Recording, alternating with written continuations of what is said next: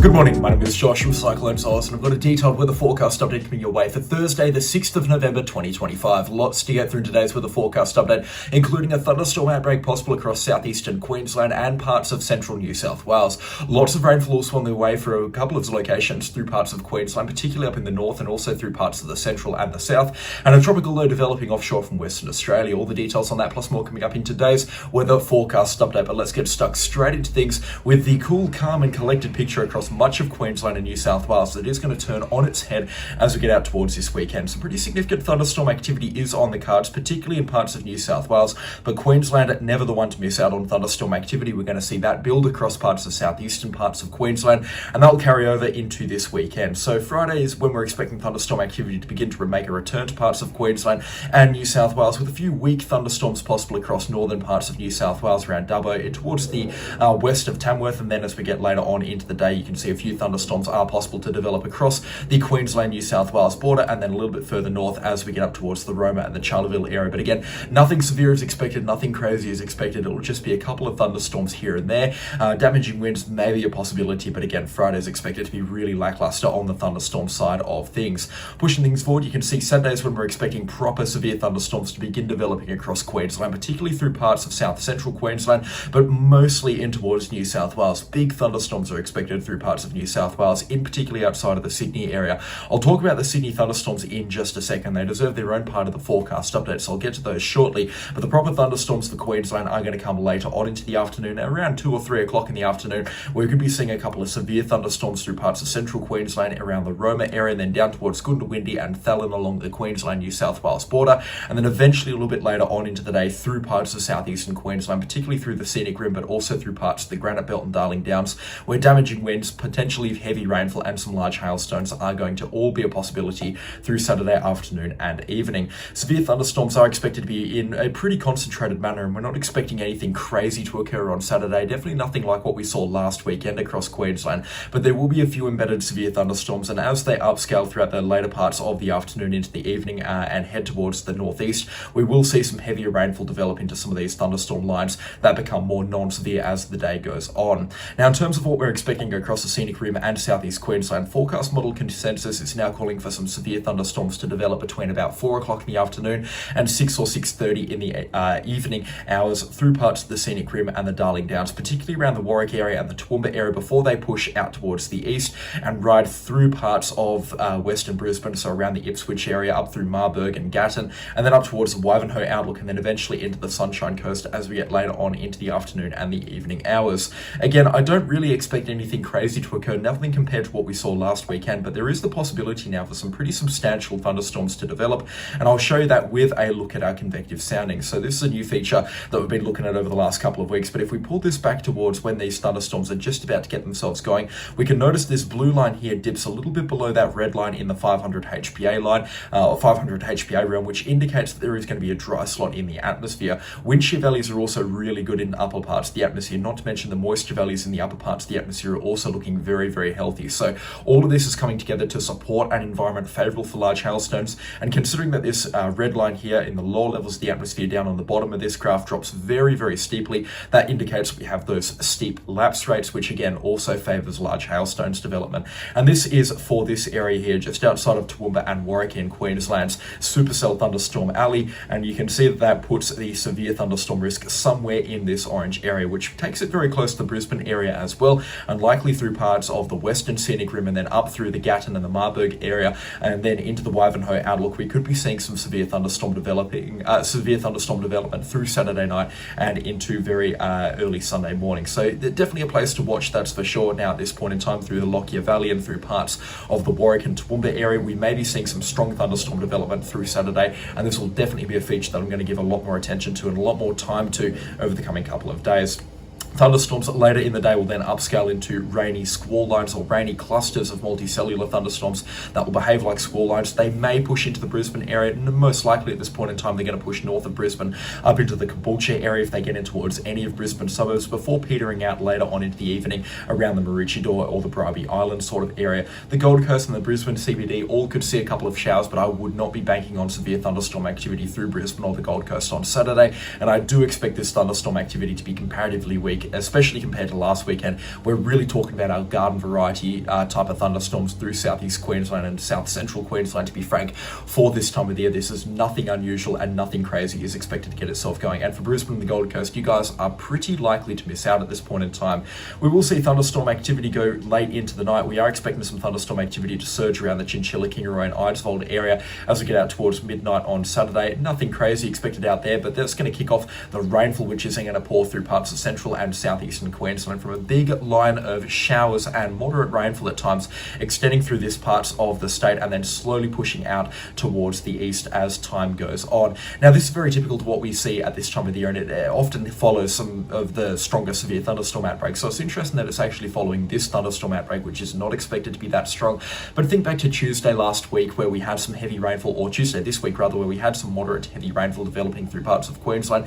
Same type of weather event, just a lot less rainfall is expected. And you can actually see that on the rainfall accumulation side of things here. Through Sunday, we're really not expecting much in the way of rainfall. Maybe falls between that 25 to 50 millimetre mark through parts of the Capricornia coastline, and then down into the Fraser coastline falls between 20 to 30 millimetres are a possibility. Brisbane and the Gold Coast, though, they look like they miss out. Falls around the 5 millimetre mark expected there, increasing to maybe 10 millimetres closer to the coastline and as you get a little bit further north. But realistically speaking, we're not looking at too much rainfall developing across this part of Queensland. But it is that nice soaking variety which is going to keep things ticking over nicely for our rural communities in this part of Queensland. Very, very nice to see, and this rainfall we will take with open arms. This weekend could really go either way. Whilst the chance of strong severe thunderstorms is not wildly expected across parts of southeastern Queensland and the scenic rim, there is energy there, and over the border and towards New South Wales, some strong, potentially significant stuff is expected to occur on Saturday, and that will warrant live coverage. So I'm now planning on going live for at least a couple of hours talking about the thunderstorm situation on Saturday. So if that's your cup of tea, then make sure you are subscribed for the first notification when I do go on the air live covering these thunderstorms. Now, down in towards New South Wales, we do have some rather significant thunderstorm potential across Saturday, particularly outside of the Sydney area. It's going to be a warm one, and again, we've got that low pressure system just offshore, coupling that with high convective available potential energy values, which are going to surge through parts of the mid-north coast into the Hunter region, and then outside of the Sydney metro area through Saturday morning and Saturday afternoon. Some stronger thunderstorm activity is expected not only around the Sydney area, it will be very isolated in nature down around the Sydney area, but along the mid-north coast, some strong and potentially significant severe thunderstorms are going to be possible. This will include areas through parts of the northern Hunter region and then into the southern parts of the mid-north coast. We're talking Taree, north of Newcastle, the Nelson Bay area, Muswellbrook, Gloucester as well, and then inland out to about Armidale and Tamworth. Similar to where we saw strong severe thunderstorm activity throughout the course of last weekend, we could be seeing some pretty significant and potent severe thunderstorm activity once again this weekend. We will also likely see some severe thunderstorms with damaging winds, large hail, and potential for heavy rainfall adjacent to the mountains and the northern parts of the New South Wales Highlands, so in the plains out towards the west of those mountains here. So Inverell, Moree, Narrabri, Wollongara, Goondiwindi, Fallon, St George over and towards Queensland, we could be seeing some strong thunderstorm activity out here as well. But at this point in time, we're not banking on anything significant occurring out there, and definitely nothing in the very dangerous realm. And even for New South Wales, while some significant thunderstorm activity is expected, again, this is nothing unusual for this time of the year, and it does look like strong thunderstorm potential is just going to continue to build as we get out towards November. So this really isn't anything to be worrying about, or it's not part of a developing trend or anything. But for New South Wales, we could be seeing a couple of strong and isolated thunderstorms. Hunter region, parts of the Barrington Tops, and then over towards the southern half of the mid-north coast, south of Kempsey and Port Macquarie.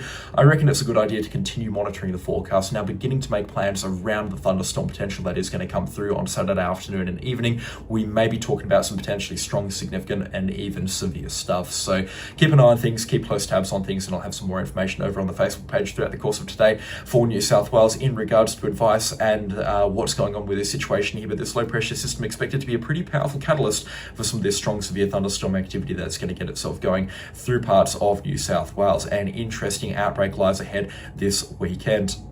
Now, pushing things forward, thunderstorms are expected to be pretty widespread, as you would expect for this time of the year across Queensland, with our next round of severe thunderstorm activity beginning to arise as we get out towards mid-November. This is going to happen in towards western parts of Queensland.